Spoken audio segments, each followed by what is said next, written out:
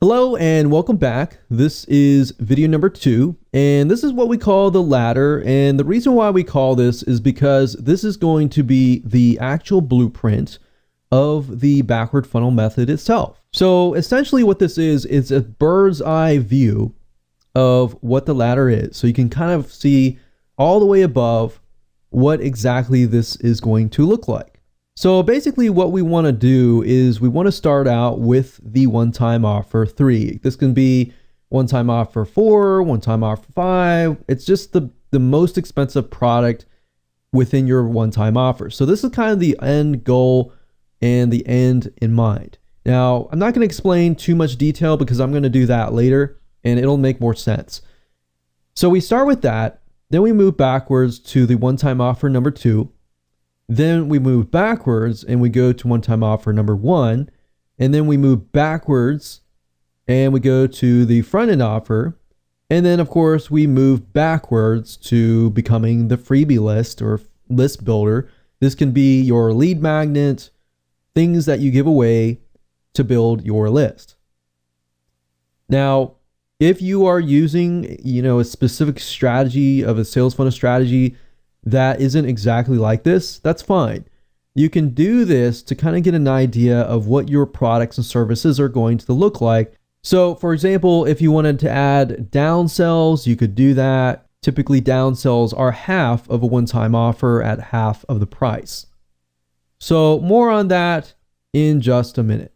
Let's talk about what creates creative or writer's block, because if you understand what does this, you will be able to speed the process up, not just for product creation and product funnel creation, but for everything else that might be blocking you as far as taking your innovative idea and making it happen.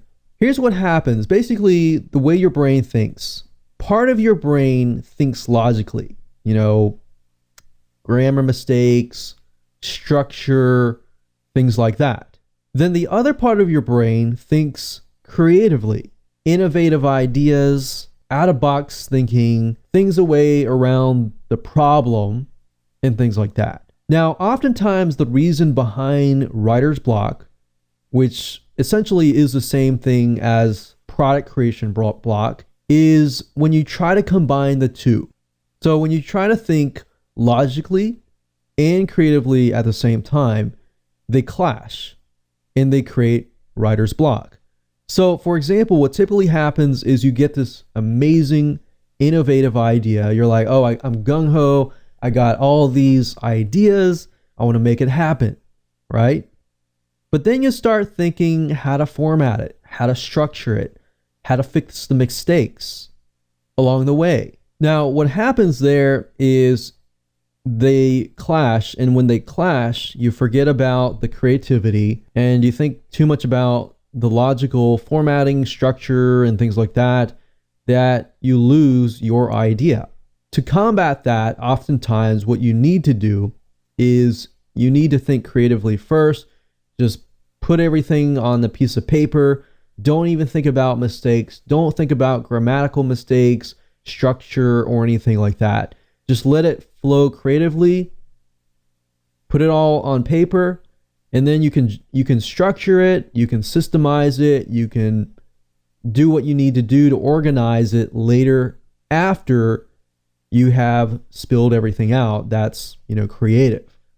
So that's what kind of creates product creation or writer's block. If you can kind of think creatively first and not even think about the grammar, the mistakes, or anything like that, what will happen there is you will allow yourself to speed the process of creating products, writing books, or whatever you're trying to do, or whatever you're trying to achieve much faster. And that brings us to video number 3, which is called The Biggest Mistake.